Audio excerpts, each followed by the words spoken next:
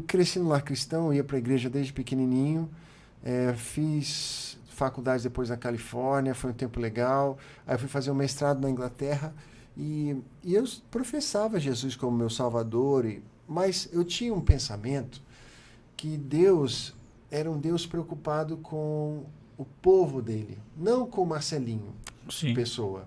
Era o Deus do Velho Testamento, sabe? Deus Sim. de Israel. Então a oração, Deus, faça a sua vontade, Deus de Israel, Deus de Israel. Bom. E eu me sentia sem importância nesse contexto. E eu pensava, bom, mas quem sou eu para questionar Deus? Só que, é o que eu disse, lendo o livro de Marcos e entendendo a pessoa de Jesus, quando eu comecei a ler o livro e ver o que ele fazia, observar, ouvir o que ele falava, eu falei assim, cara, esse homem é incrível. E tem uma passagem específica, que é a cura do leproso, no primeiro capítulo de Marcos, que aquilo mudou minha vida para sempre. E é uma... Eu posso até ler para vocês, se vocês... Pode abrir, fica à vontade. Fica à vontade aí. Aquilo mudou minha vida para sempre, para sempre. Eu vou mostrar para vocês aqui esse trecho, porque, dado o contexto que eu dei agora, de um Deus muito mais preocupado com o coletivo do que o individual, você se sente sem valor, sabe? E eu pensava assim, poxa, tudo bem, eu sou mais um entre os filhos de Deus, ele não vai se preocupar comigo, ele não vai olhar para mim. Então, é uma relação muito distante. E não dá para você crescer um relacionamento se sentindo distante e não se sentindo importante. Sim. Então, mas eu vi totalmente o oposto disso no livro de Marcos. E eu vou mostrar para vocês. Isso daí você tava... essa experiência que você teve esse encontro foi fora do país? Ou quando você estava estudando nas faculdades? Ou já foi aqui no Brasil? Eu estava na Inglaterra na época. Ah, você estava na Inglaterra. Estava. E eu morava num quartinho lá na faculdade, estava fazendo mestrado. Ó, é o seguinte, Marcos capítulo 1.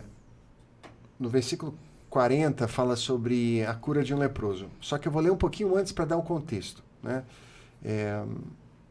No sábado, Jesus pregou na sinagoga e ele depois foi para a casa de Simão. E a sogra de Simão estava com febre, né? E Jesus curou ela. Dizem, por que Pedro, Simão é Pedro, por que Pedro traiu Jesus? Porque ele curou a sogra dele. Ah, isso aí virou piada depois. O pessoal fica brincando, né? Curou minha sogra, não dá. Então, mas o que acontece? No dia seguinte, de manhã bem cedo, isso aqui é 35, quando ainda estava escuro, Jesus se levantou e saiu da cidade e foi para um lugar deserto onde ficou orando. Simão e seus companheiros procuravam Jesus por toda parte e quando finalmente encontraram, disseram, todos estão te procurando. Tipo assim, Jesus, ontem você curou, você libertou um monte de gente. Hoje, já tumultuou a minha casa de novo. Tá todo mundo te procurando. Tipo assim, o que você está fazendo aqui? Você tinha que estar lá. Você não devia estar aqui no lugar deserto orando. Você tinha que estar lá, entendeu? Não estou entendendo. E aí Jesus fala o seguinte. Vamos para outros povoados, perto daqui, para que eu possa anunciar o evangelho. Pois foi para isso que eu vim. Se você gosta de marcar sua Bíblia, esse é um bom momento de marcar. Jesus revelando o motivo que ele veio. Então, enquanto todos falam assim, vamos voltar para lá que a multidão está te esperando, ele fala, não, vamos para outro lugar. Vamos para outro lugar, né? Vamos alcançar outras pessoas. Né? Tem ensinamentos profundos aqui. Muitas vezes, todo mundo pode estar apontando para uma certa direção na sua vida, mas isso não significa que é a direção certa. Você tem que ouvir de Deus. E como ouvir de Deus? Tendo essa intimidade com Ele, como Jesus fez, acordou cedo e teve tempo com Deus. Só assim você vai saber aonde que Deus quer que você vá. Bom, isso aí Jesus tremendo, vai... Hein? É forte, é isso forte. É tremendo. Aí Jesus vai para Galileia, anunciando o Evangelho. Um leproso chegou perto de Jesus, ajoelhou e disse, Senhor, eu sei que o Senhor pode me curar. Se quiser. Então, Jesus olhou para ele e, sentindo pena, tocou nele e disse, sim, eu quero. Né? Glória a Deus. Então, ele toca no leproso. O leproso tocando em alguém, essa pessoa se tornava impura e passava a contrair a lepra. Jesus fez o inverso. Ele toca no homem e a cura de Deus, a pureza de Deus passa para ele. Legal. Só que olha só, no mesmo instante, a lepra desapareceu e ele ficou curado. Aí Jesus ordenou duramente, Jesus, Filho de Deus, autoridade suprema, sabe? Aquele que desde o início, através do qual tudo que foi feito se fez. Ele ordenou duramente. Eu fico pensando assim, como é que é Jesus falar duramente com alguém? E ele fala assim, olhe, não conte isso para ninguém, mas vá pedir ao sacerdote que examine você. E depois disso, a fim de provar para todos que está curado, vai e oferece os sacrifícios que Moisés ordenou. Você pensa assim, Jesus curou o leproso, mas não queria que ele contasse para ninguém. Por que não? Você fica pensando, né? Não podia contar o testemunho? E é interessante, né? Quando Deus quer que a gente fale uma coisa, a gente não fala. Quando Ele fala para a gente não falar uma coisa, a gente fala. E aqui, ó, o que acontece? Aí Jesus mandou ele embora. Mas o homem começou a falar abertamente, espalhou a notícia. E por isso Jesus não podia mais entrar abertamente na cidade e ficava lá fora em lugares desertos. Ponto. Eu fiquei pensando nisso. Falei, Jesus, por que você curou ele então, se você sabia que ele não ia te obedecer? E é interessante porque Jesus sai de uma cidade onde gerou um tumulto. As pessoas querem cura, as pessoas querem libertação, e Jesus veio para trazer cura e libertação. Mas ele falou assim, eu vim para pregar e ensinar a palavra, que é mais importante. É mais importante você curar a alma e salvar a alma de alguém do que você aliviá-la de uma dor passageira. É aquele caso da cura de um paralítico. Jesus fala primeiro assim, seus pecados estão perdoados. Os fariseus falam assim, como que você faz? Isso é blasfêmia. E aí Jesus fala, para que vocês saibam que o Filho do Homem pode perdoar pecados, agora pegue sua maca e levanta. Então ele atende uma necessidade espiritual antes de atender uma necessidade física. Boa. Jesus sabe o que é mais importante. Até os amigos também, os 4 amigos que levaram ele, estavam querendo que ele fosse curado. Foi Jesus, né? Abriu o telhado, bom trabalhão. Imagina, de repente fizeram tudo aquilo, aí Jesus faz seus pecados.